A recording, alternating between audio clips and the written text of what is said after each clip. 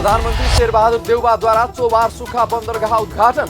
उपत्यकाबाट हुने व्यापारलाई सहजीकरण गर्न र व्यापारको लागत घटाउन बन्दरगाहले सहयोग गर्ने विश्वास। अर्थतन्त्रमा आएको समस्याका कारण उद्योगी व्यवसायीहरूलाई स्वदेशमा लगानी बढाउन उपराष्ट्रपति नन्दबहादुर पुनको आग्रह। वस्तु उत्पादन गर्ने उद्योगहरू रुग्ण बन्न पुगेको भन्दै चिन्ता व्यक्त। मंगलबार शेयर बजार मापक नेप्से परिसूचक 46.46 अङ्कले गिरावट। सोमबारको तुलनामा मंगलबार 17 करोड बढीको कारोबार।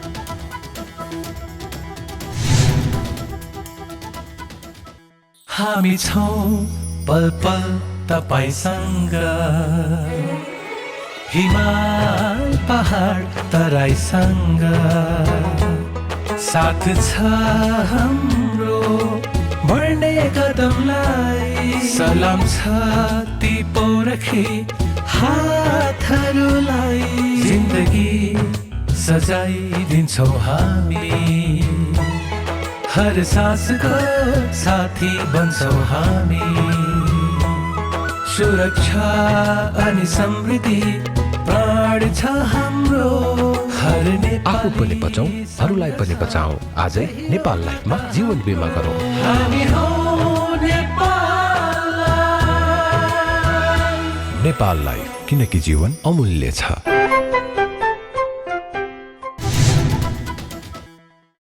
नमस्कार, कारोबार समाचारमा स्वागत छ। अब समाचार विस्तारमा। प्रधानमन्त्री शेरबहादुर देउवाले चोभार सुखा बन्दरगाहले काठमाडौँ उपत्यकालाई अन्तर्राष्ट्रिय व्यापारको हब बनाउने बताउनु भएको छ। मंगलबार सो बन्दरगाहको उद्घाटन समारोहमा बोल्दै प्रधानमन्त्री देउवाले बन्दरगाह सेवा सञ्चालन हुँदा काठमाडौँ उपत्यका अन्तर्राष्ट्रिय व्यापारको हबको रूपमा विकास हुने बताउनु भएको हो। उहाँले उपत्यकाबाट हुने व्यापारलाई सहजीकरण गर्न र व्यापारको लागत घटाउन बन्दरगाहले सहयोग गर्ने बताउनु भयो। त्यसैगरी वस्तु तथा सेवाको आयात र निर्यातलाई व्यवस्थित र प्रतिस्पर्धी बनाउन सुखा बन्दरगाहले भूमिका खेल्ने उहाँले बताउनु भयो। इस क्रम में सुखा बंदरगाह संचालन आए पश्चात मुलुक को आयात निर्यात व्यापारमा सबैभन्दा ठुलो हिस्सा गर्ने काठमाडौँ उपत्यकाबाट हुने व्यापारलाई थप सहजीकरण गर्न, व्यापार लगायत व्यापारको लागत घटाउन, वस्तु तथा सेवाको आयात निर्यातलाई थप व्यवस्थित गरी प्रतिस्पर्धा र प्रभावकारी बनाउन सहयोग पुग्नेछ। प्रधानमन्त्री देउवाले मुलुकको वैदेशिक व्यापारलाई दिगो र सन्तुलित रूपमा विकास गर्न सुखा बन्दरगाह जस्ता संरचनाहरूको आवश्यकता पर्ने बताउनु भयो। उहाँले बढ्दो व्यापार घाटालाई कम गर्न स्वदेशी कच्चा पदार्थ, स्वदेशी श्रम र सिपमा आधारित उत्पादनमा जोड दिनुपर्ने बताउनु भयो। वैदेशिक व्यापारमा रहेका समस्या समाधानका निम्ति सरकार निजी क्षेत्रसँग सहकार्य गर्न तयार रहेको पनि प्रधानमन्त्री देउवाले बताउनु भयो। उहाँले उद्योगी व्यवसायीलाई उत्पादनशील क्षेत्रमा लगानी गरी निर्यात बढाउन र अनुत्पादक विलासिताका वस्तु आयातलाई व्यवस्थापन गर्न सहयोग गर्न आग्रह गर्नुभयो। वैदेशिक व्यापार आएका विभिन्न प्रकारका समस्या समाधान गर्न सरकार निजी क्षेत्रसित संवाद सहकारी गर्न तयार छ। व्यापार घाटा कम गर्न नेपालको प्रतिस्पर्धात्मक क्षमता भएको स्वदेशी कच्चा पदार्थमा आधारित उत्पादनशील क्षेत्रमा लगानी बढाई निर्यात क्षमता बढाउने र अनुत्पादक विलासिताका वस्तुको आयातलाई व्यवस्थापन गर्ने कार्यमा सहयोग गर्न सम्पूर्ण उद्योगपति व्यवसायहरूलाई यसै मञ्चबाट गर्न चाहन्छु। प्रधानमन्त्री देउवाले नेपालमा रेल आवश्यक भए पनि बनाउन धेरै खर्च लाग्ने बताउनु भयो। कुनै दात्री राष्ट्र वा संस्थासँग सस्तो ब्याजदर अथवा ग्रान्टमा पाए रेल ल्याउन सकिने उहाँले बताउनु भयो। यो के भनेदेखिलाई एउटा रेल चाहिने आवश्यक छ भन्ने कुरा, रेल त आवश्यकता छ, तर अब रेल चाहिने बनाउन फेरि खर्च लाग्नु सक्छ। त्यस कारण चाहिँ नि कुनै दात्री राष्ट्रसँग अरू चाहिँ नि यो दात्री संस्थाहरूसित हामीले चाहिँ नि एकदमै सस्तो ब्याज दरमा होस् अथवा ग्रान्टमा होस्, त्यो भयो भनेदेखिलाई हामी चाहिँ त्यो रेल धेरै फाइदाजनक कुरा हो, फाइदा हुनेछ। तर धेरै रेल ल्याएर महँगो भएर चाहिँ फेरि समस्यामा नेपाल नपरोस् भन्ने कुरा सोच हाम्रो खेती हाम्रो बढी छ, व्यापार घाटा बढी छ। त्यस कारण चाहिँ यसमा ध्यान पुऱ्याउनुपर्छ भन्ने लाग्छ। यस सम्बन्धमा हामी सबै साथीहरू सल्लाह गरेर के गर्नुपर्छ गर्छौँ। प्रधानमन्त्री देउवाले लगानी र औद्योगिक विकासको वातावरण बनाउन सरकार प्रतिबद्ध रहेको बताउनुभयो। उपराष्ट्रपति नन्दबहादुर पुनले उद्योगी व्यवसायीहरूको मागलाई सम्बोधन गर्दै नेपालमा उत्पादनलाई प्रवर्धन गर्न सरकारको ध्यान आकर्षण गराउनु भएको छ। मंगलबार काठमाडौँमा नेपाल राष्ट्रिय व्यवसायी महासंघको चौथो वार्षिक साधारण सभा तथा दोस्रो राष्ट्रिय महाधिवेशन कार्यक्रममा बोल्दै उपराष्ट्रपति पुनले उद्योगी व्यवसायीहरूका अहिलेका समस्या र मागहरूलाई सम्बोधन गर्न सरकारको ध्यान आकर्षण गराउनु भएको हो। पुनले पछिल्लो समय उद्योगी व्यवसायीहरूका धेरै समस्या रहेकाले व्यवसायीहरूको समस्या समाधान गर्न सरकारलाई आग्रह गर्नुभयो। उपराष्ट्रपति पुनले उद्योगका लागि चाहिने दक्ष जनशक्ति उत्पादनको लागि तालिम केन्द्र, 753वटै स्थानीय तहमा औद्योगिक ग्राम स्थापनाको नीति कार्यान्वयन गर्नुपर्ने र वैदेशिक रोजगारीबाट फर्किएका युवाहरूलाई स्वदेशमा नै रोजगार बढाउन विशेष नीति लिन सरकारको ध्यानाकर्षण गर्नुभयो। व्यवसायीहरूका थुप्रै समस्याहरू पनि छन्। उद्योगका लागि चाहिने दक्ष जनशक्ति तयार गर्न तालिम केन्द्रको स्थापना गर्नुपर्ने, 753वटै स्थानीय तहहरूमा औद्योगिक ग्रामको स्थापनाको नीति कार्यान्वयन गर्नुपर्ने, वैदेशिक रोजगारीबाट फर्किएका युवाहरूलाई स्वरोजगार बढाउन विशेष नीति लिनुपर्ने लगायतका यहाँहरूका मागहरू छन्। म यी सबै मागहरूप्रति ध्यान दिन र सम्बोधन गर्न पनि सरकारको ध्यानाकर्षण गराउन चाहन्छु। त्यस्तै उपराष्ट्रपति पुनले निजी क्षेत्रले वैदेशिक लगानी भित्र्याउनको लागि निर्यात व्यापार प्रवर्धनमा योगदान पुर्याउनु पर्ने बताउनुभयो। उहाँले मुलुकको अर्थतन्त्रमा आएको चुनौतीको कारण उद्योगी व्यवसायीहरूले विदेशमा नभएर स्वदेशमा नै लगानी बढाउनु पर्ने आवश्यकता रहेको पनि बताउनुभयो। लगानी भित्र्याउनुको सट्टा नेपालमा भएको पुँजीलाई पनि बाहिर लान खोज्नु पक्कै पनि राम्रो होइन। यस्तो सोचले देशलाई अप्ठ्यारो अवस्थामा अवश्य पुर्याउँछ। कृपया नेपालका पुँजीपतिज्यूहरूले त्यसो नगरिदिन म आग्रह गर्दछु। उपराष्ट्रपति पुनले पछिल्लो समय मुलुकको व्यापार घाटा बढ्दै जानु चिन्ताको विषय बनेको बताउनुभयो। उहाँले विगतमा नेपालले विदेशमा औद्योगिक वस्तु निर्यात गर्ने भए पनि अहिले वस्तु उत्पादन गर्ने उद्योगहरू रुग्ण बन्न पुगेको भन्दै चिन्ता व्यक्त गर्नुभयो। दैनिक उपभोग्य वस्तुदेखि ठूला निर्माण सामग्री समेत आयात गरिरहेको भन्दै उपराष्ट्रपति पुनले यस्तो अवस्था जारी रहँदा अर्थतन्त्र सकारात्मक बन्न नसक्ने बताउनुभयो। आज ती वस्तु उत्पादन गर्ने उद्योगहरू रुग्ण छन्। हामी हाम्रो भान्सामा पाक्ने वस्तु दैनिक उपभोग्य सामग्रीदेखि ठुल्ठुला निर्माण सामग्रीसम्म आयात गरिरहेका छौँ।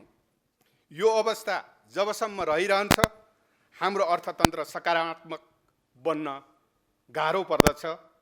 उपराष्ट्रपति पुनले पछिल्लो समय उद्योगी व्यवसायीहरूले समेत उत्पादित वस्तु बिक्री वितरण भन्दा पनि विदेशी वस्तु आयातमा जोड दिएको बताउनुभयो। उहाँले यस्तो प्रवृत्तिमा सुधार ल्याउँदै सबै प्रकारको वस्तु देशभित्र नै उत्पादन गर्ने र स्वदेशी उत्पादनको उपभोग गर्ने सोचको विकास गर्न जरुरी रहेको बताउनुभयो।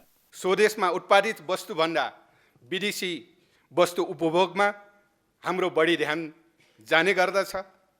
स्वदेशी वस्तु खरिद बिक्री भन्दा विदेशी वस्तु आयात र बिक्री वितरणमा बढी ध्यान जान्छ। हामी हाम्रो उत्पादनको प्रवर्धनमा भन्दा पनि मुनाफामा बढी ध्यान दिन्छौँ। हामीमा एउटा जबरजस्त प्रवृत्तिको विकास भइरहेको देखिन्छ।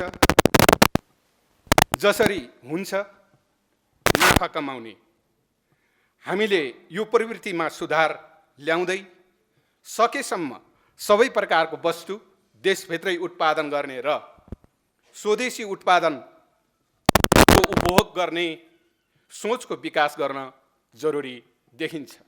उपराष्ट्रपति पुनले हामी उद्योगी व्यवसायी र सबै नागरिक जिम्मेवारी भएर स्वदेशमा उत्पादित वस्तुको प्रवर्धनमा जोड दिन जरुरी रहेको बताउनुभयो।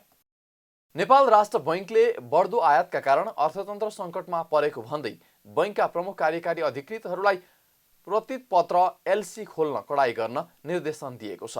सोमबार बैंकरहरूसँग भएको छलफलमा अत्यावश्यक बाहेकका वस्तुको आयात रोक्न बैंकका प्रमुख कार्यकारी अधिकृतहरूलाई एलसी खोल्न कडाई गर्न निर्देशन दिएको हो।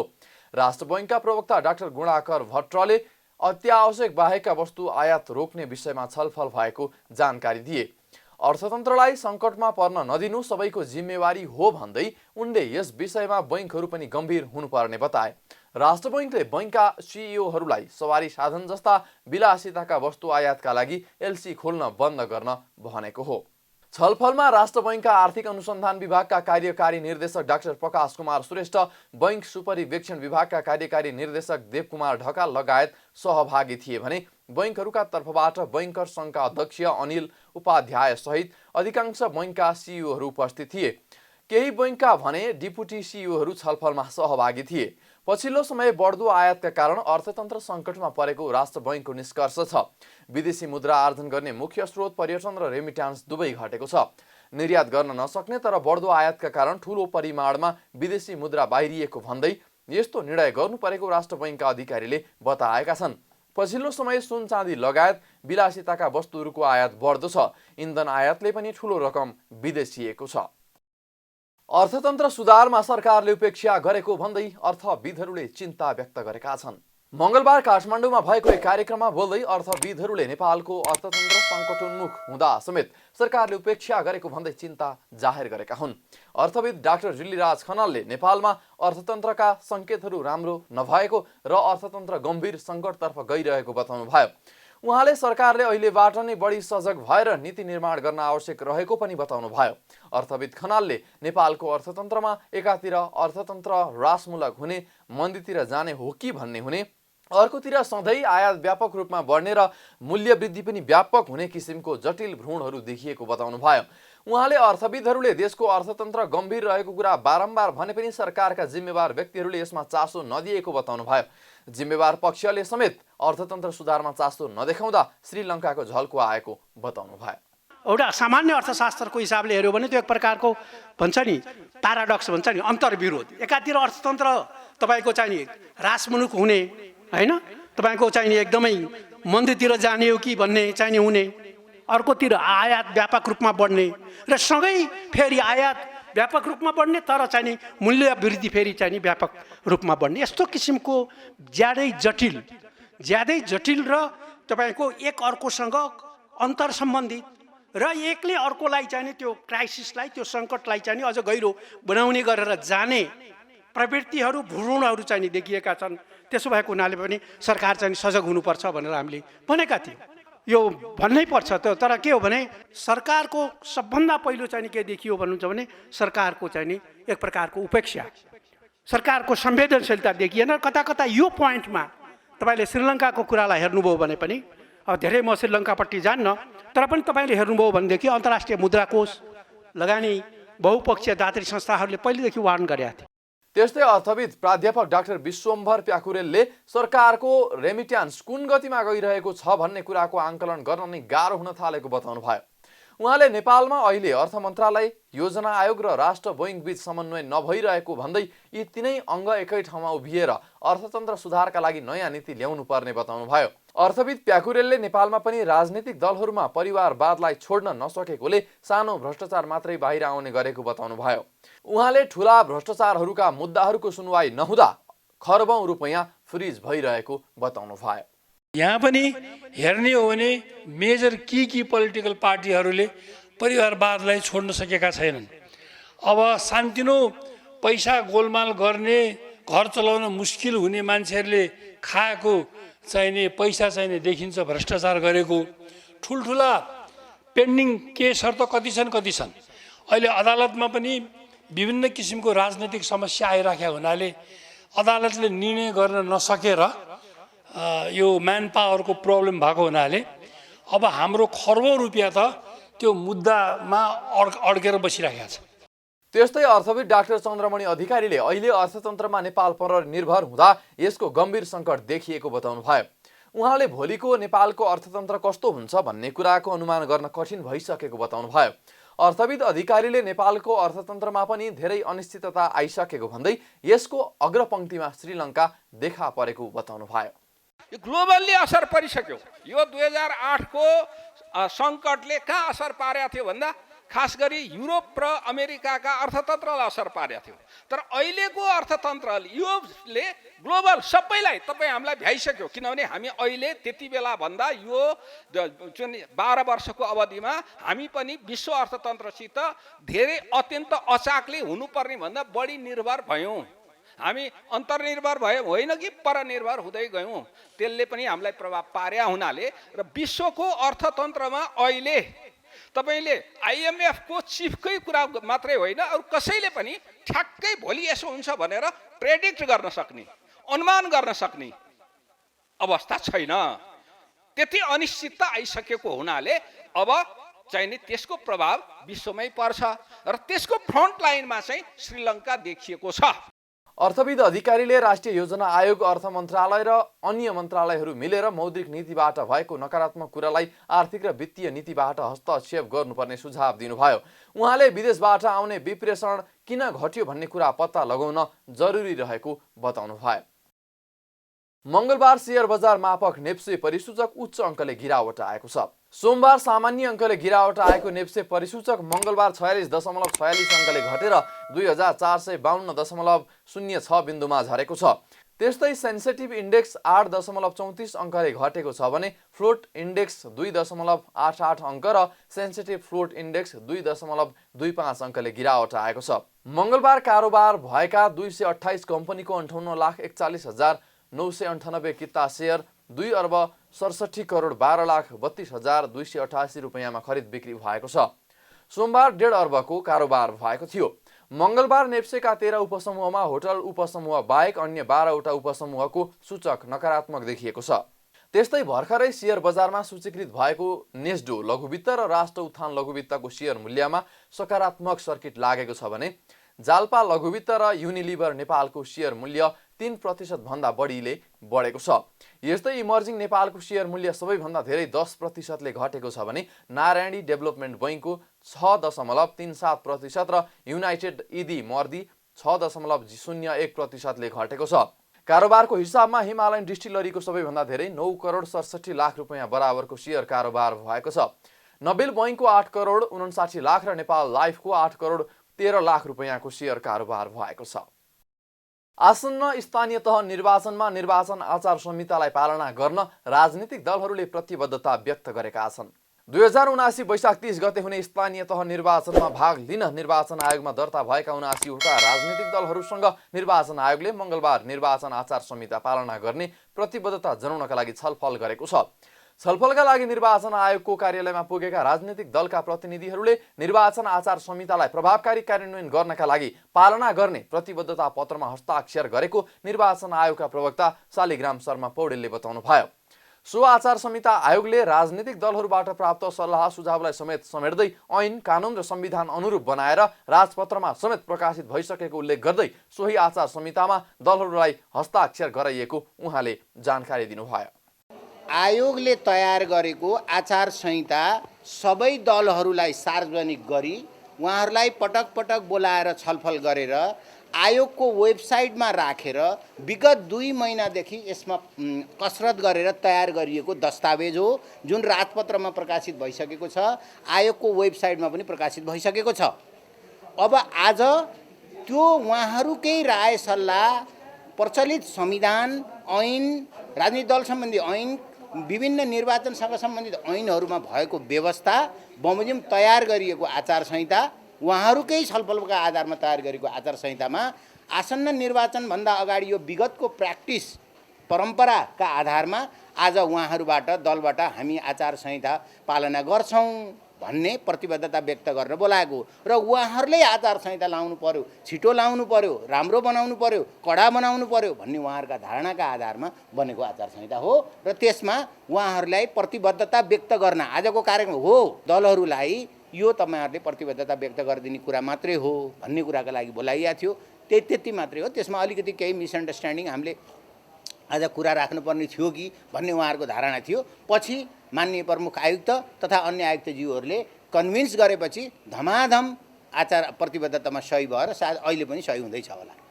बैठकको प्रारम्भमा नै आचार संहिता पालना गर्नका लागि प्रतिबद्धता पत्रमा हस्ताक्षर गर्न निर्वाचन आयोगले आग्रह गरेसँगै केही राजनीतिक दलहरूले छलफल बिनै हस्ताक्षर गराउन लागि भनेर असन्तुष्टि व्यक्त गरेका थिए। तर प्रमुख निर्वाचन आयुक्तले आचार संहिताको बारेमा प्रश्न पारेसँगै दलहरू असन्तुष्टिकै बीच हस्ताक्षर गर्न तयार भएका थिए। छलफलपछि सञ्चारकर्मीलाई संक्षिप्त प्रतिक्रिया दिँदै नेपाली कांग्रेसका उपसभापति पूर्णबहादुर खड्काले निर्वाचन आयोगले जारी गरेको निर्वाचन आचार संहिता पालना गर्न नेपाली कांग्रेस पूर्ण रूपमा प्रतिबद्ध रहेको बताउनु भयो। हामीले जे कुरामा प्रतिबद्धता जनाएका छौँ निर्वाचनलाई निष्पक्ष गर्नको लागि, जनताको बिचमा चुनावलाई निर्वाचनलाई सहज गर्नको लागि, जनताको पहुँच पुर्याउनको लागि आचार संहितामा जे कुराहरू निर्वाचन आयोगले दलहरूसँग परामर्श गरेर निर्णय गरेर त्यो निर्वाचन आचार संहिताप्रति नेपाली कांग्रेसको पूर्ण प्रतिबद्धता छ र त्यो हामी हाम्रा पार्टीका विभिन्न निकाय मार्फत त्यसलाई कार्यान्वयन गर्ने, त्यसलाई लागू गर्ने कुरामा दलको जे भूमिका छ त्यो हामी अक्षरशः पालना गर्छौँ। नेकपा एकीकृत समाजवादीका महासचिव बेदुराम भुसालले आफ्नो पार्टी निर्वाचन आचार संहिताको पूर्ण रूपमा पालना गर्न तयार रहेको बताउनु भयो। पूर्ण रूपमा आचार संहिता पालना गर्ने प्रतिबद्धता सहित हस्ताक्षर गरिएको उहाँले बताउनु भयो। हामी पालना गर्छौँ यो आचार संहिताको निर्माण पालना गर्नको निम्ति। आचार संहिताको पालना भनेको संविधान, ऐन, कानुन, नियमहरूकै पालना गर्ने विषय होइन। उनीहरूलाई कार्यान्वयन गर्ने सन्दर्भमा दलहरूले निर्वाचनको सिलसिलामा के कस्ता कुराहरू गर्नु हुन्छ, के कस्ता कुराहरू गर्नु हुँदैन भन्ने विषयको त्यो एकदमै आवश्यक विषय हो। निर्वाचनको सन्दर्भमा आवश्यक छ भनेर नै हामीले आचार संहिता बनाउने परम्पराको हिसाब आएका हौँ, अहिले पनि गरेका छौँ। यसलाई पूर्ण रूपले पालना गर्नको निम्ति हाम्रो पार्टी हामी एकदमै गर्छौँ। नेपाल मजदुर किसान पार्टीका नेता प्रेम सुवालले निर्वाचन आयोगले दलहरूले दिएको सुझावलाई आचार संहितामा नसमेटेकोले छलफलका क्रममा दलहरूले गुनासो राखेको बताउनु भयो। निर्वाचनको समयमा गाडी, मोटरसाइकल र्याली गर्ने तथा हेलिकप्टरमा चढेर चुनावी प्रचार गर्न आचार संहिताले नदिने भए पनि आचार संहिता विपरीत दलहरूले त्यसो गर्ने गरेकाले आयोगले आचार संहिता पालना गराउन ध्यान दिनुपर्ने कुरा उठेको उहाँले बताउनु भयो। उहाँले दलहरूका बीचमा चुनावी गठबन्धन हुनु सिद्धान्त विपरीत र मतदाताको खरिद बिक्री जस्तो भएको टिप्पणी पनि गर्नुभयो। खास निर्वाचनमा हेलिकप्टर त उडाउन दिँदै हुन्न र गाडी र्याली गर्न नपाउने, बाइक र्याली गर्न नपाउने उल्लेख छ, तर व्यवहारमा कार्यान्वयन भएन भन्ने कुरा पनि उठेको छ। नेताहरूलाई गाडीबाट बाइकबाट स्कटिङ गर्ने हजारौँको त्यो पनि चलिरहेको छ। त्यसकारण आयोगले यस्ता विषय चाहिँ हेर्नु पर्यो भन्ने कुरा उठ्यो। निर्वाचनको ऐनमा के छ भन्दाखेरि कुन दल मिलेर चुनाव उठ्ने हो, पहिले नै निर्वाचन आयोगमा आएर एउटा संयुक्त रूपले हामी उठ्छौँ एउटा चुनाव चिन्ह लिएर भनेर त्यो गर्न पाउने हो। त्यसरी कानुनभित्र गठबन्धन गर्ने बाटोलाई छोडेर वडामा पालिकामा गठबन्धन भनेपछि यो एक हिसाबले सिद्धान्तभन्दा बाहिरको र मतदाताकै खरिद बिक्री जस्तो भयो भन्ने कुरा पनि इन्फर्मल रूपमा उठ्यो। नेपाल समावेशी पार्टीका अध्यक्ष मोतीलाल भारतीले निर्वाचन आयोगले साना दलहरूलाई हेपा प्रवृत्ति देखाएको बताउनु भयो। आयोगले गर्ने छलफलहरूमा साना दलहरूलाई सहभागी नगराउने गरेको उहाँले बताउनु भयो। यत्रो कागजहरूलाई नपढिकन उहाँहरूले साइन गर्नुहोस्, साइन नगरे बाहिर जानुहोस् भनेकै हो। त्यो भनेको हुनाले हाम्रो आपत्ति हो। त्यो आपत्ति चाहिँ के भने उहाँहरूले 7 दलको मात्रै निर्णयले चुनावमा भाग लिने आधारले साना दललाई चाहिँ उहाँहरूको चाहिँ हेपा प्रवृत्ति हो कि भन्ने कुराले आज हामीले कुरा उठाएको हो। निर्वाचन आयोगले स्थानीय तह निर्वाचनलाई सभ्य बनाउनका लागि राजनीतिक दलहरूले गरेको प्रतिबद्धता कार्यान्वयन गर्न आग्रह गरेको छ। कारोबार समाचारमा अब सुनचाँदी र विदेशी विनिमय दर सम्बन्धी जानकारी।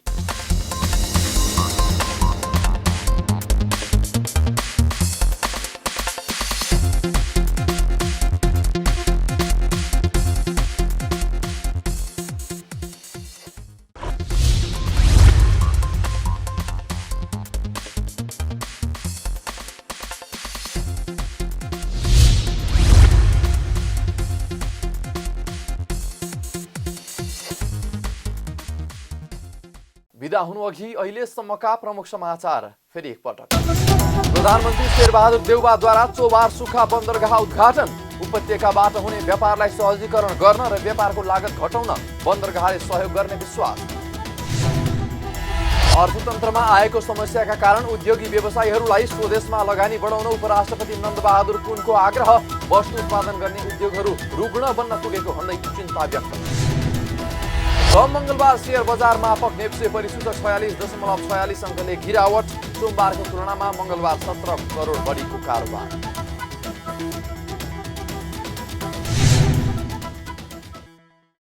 कारोबार समाचार सकियो। हामीलाई बिदा दिनुहोस्।